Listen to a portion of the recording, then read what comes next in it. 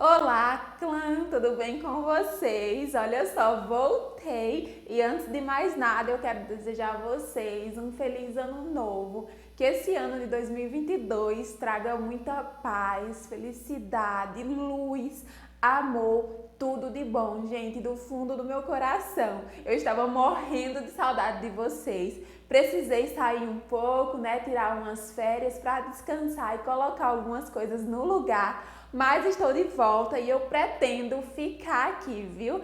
Então, gente, para quem ainda não me conhece, eu me chamo Débora Ferreira e sejam bem-vindos ao canal. Vamos começar o ano novo com um caso novo, né? Da melhor forma possível. Então, vamos para o caso de hoje. O primeiro caso de 2022 aconteceu em 2017 e ainda causa impacto ao ser relembrado na Dinamarca. Considerado um crime brutal e o mais midiático do país, ele ficou marcado na história do jornalismo mundial e é sobre ele o vídeo de hoje. Kim Isabel Fredrika Wahl nasceu em 23 de março de 1987 na Suécia. Era filha de Ingrid e Joaquim Wahl e tinha um irmão mais novo chamado Tom Wahl.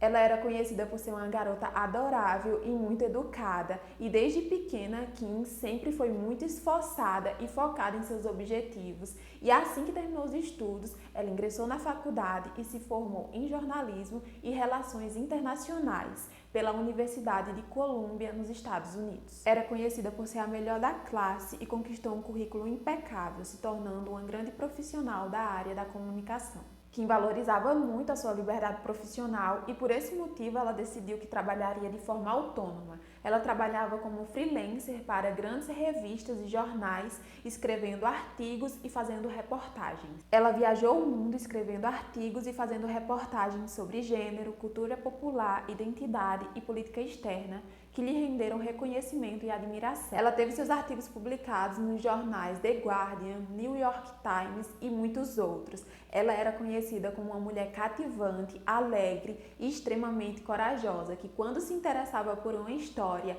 ia atrás mesmo que fosse sozinha. Por seu talento, recebeu em março de 2016 o prêmio Heisei Mate de melhor reportagem digital por Êxodos, uma reportagem multimídia sobre mudanças climáticas e testes de armas nucleares nas Ilhas Marshall. Aos 30 anos, Kim morava com seu namorado Ole Stobb e em 2017 os dois estavam morando em Copenhague, a capital da Dinamarca. E foi em Copenhague que Kim conheceu um empresário dinamarquês conhecido por seus projetos peculiares. Uma amiga de Kim disse que uma revista de tecnologia entrou em contato com Kim e falou sobre esse empresário e seus projetos de submarinos e foguetes feito por ele mesmo e que a revista teria solicitado que Kim fosse até ele fazer uma entrevista. No entanto, a revista não confirmou essa solicitação, mas Kim entrou em contato com o empresário no começo do ano e só recebeu a resposta vários meses depois, aceitando e marcando a entrevista para o dia 10 de agosto de 2017.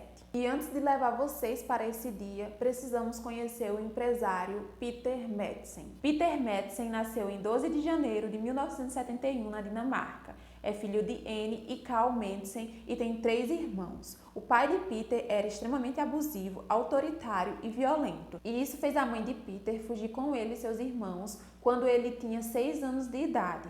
Porém, depois de alguns anos, ele decidiu voltar a morar com o pai e foi com ele que começou a se interessar por foguetes. Enquanto ainda estava na escola primária, ele já se interessava por foguetes e seus combustíveis e com a ajuda de um professor de química e física, ele lançou o seu primeiro foguete em 3 de março de 1986. Daí em diante, o interesse pela área só aumentou e ele passou a estudar cada vez mais. Algumas fontes dizem que ele é engenheiro, porém ele não chegou a concluir uma faculdade formal, ele só cursou alguns anos do curso de engenharia e parou ao dizer que já sabia o suficiente para fazer os seus projetos. Ele fez apenas alguns cursos de soldagem de submarino. De qualquer modo, ganhou destaque por seus projetos e foi financiado por pessoas, empresas e organizações. E a partir desses investimentos, ele construiu 3 submarinos: o UC-1 Freya, o UCU-2 Kraka e o UC-3 Nautilus. Também se tornou empresário, fundando pequenas empresas especializadas em foguetes. Era conhecido como uma pessoa excêntrica que não gostava de ser contestado.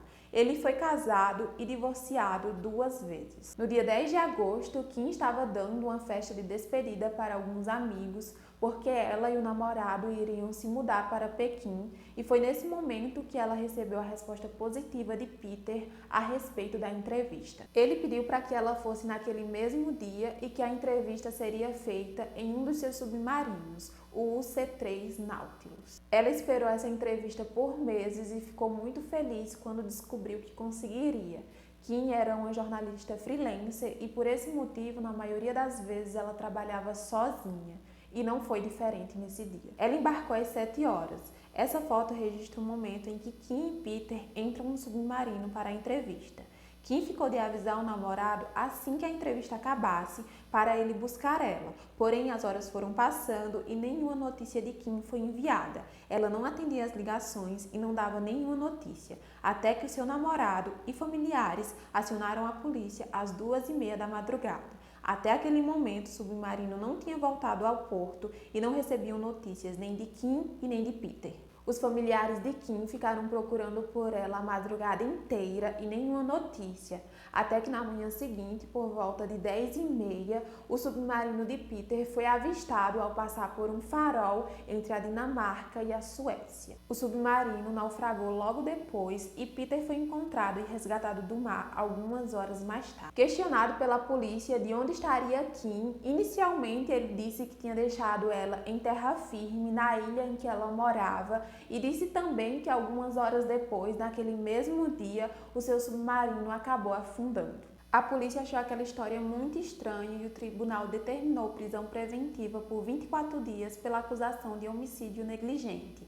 Essa acusação é feita quando uma pessoa causa a morte de outra por negligência. Apesar da prisão preventiva, Peter manteve a sua versão de que tinha desembarcado Kim no dia 10 de agosto. A polícia começou a pressionar e ele contou que Kim morreu acidentalmente após a escotilha do submarino, que pesava 70 quilos, cair na cabeça dela e ele, desesperado, jogou o corpo dela no mar. Isso chamou a atenção dos investigadores, que desconfiavam que ele teria afundado o submarino propositalmente para esconder o crime.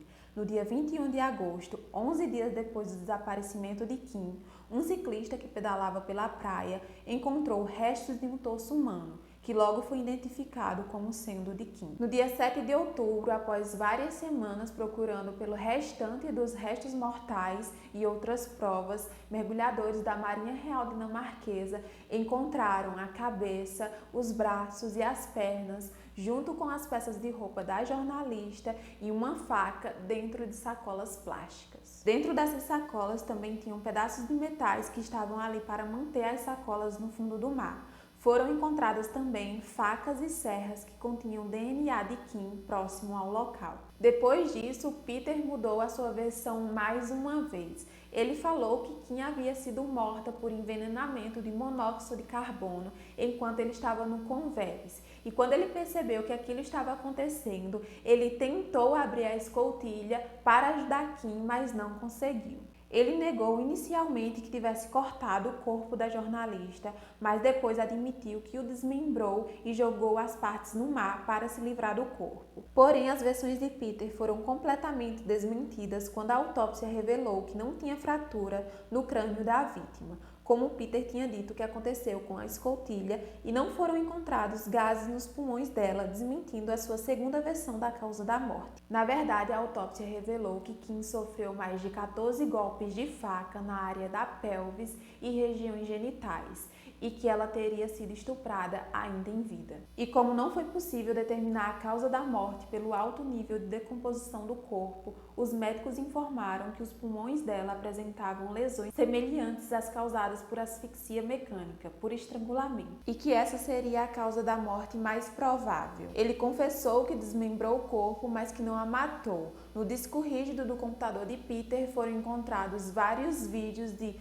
tortura, asfixia e violência contra mulheres. Também foram encontrados vários links e pesquisas sobre esse assunto feita por ele na noite anterior do crime. No dia 16 de janeiro de 2018, Peter Mietzen foi acusado de assassinato, tratamento indecente de um cadáver e agressão sexual. Também foi acusado pela promotoria de ter torturado Kim Wall antes de tirar a vida dela. O julgamento dele começou no dia 8 de março e no dia 25 de abril de 2018, ele foi acusado de todas as 3 acusações e foi condenado à prisão perpétua. A causa específica da morte nunca foi estabelecida. As provas apresentadas no julgamento determinam que o crime foi premeditado e que ele escolheu Kim por oportunidade por meio da entrevista. Durante as investigações e o julgamento, Peter negou ter matado Kim intencionalmente e só admitiu a culpa depois de uma entrevista de mais de 20 horas para um documentário de 2020. Em 2020, ele tentou fugir da prisão, ameaçou os guardas com um objeto que parecia uma arma,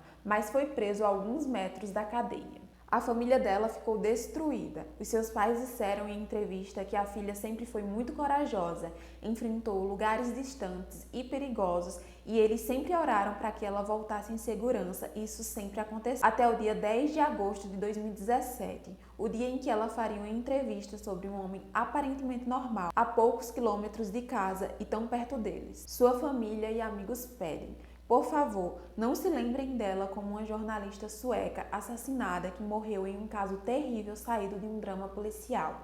Lembrem-se da coragem e do trabalho dela.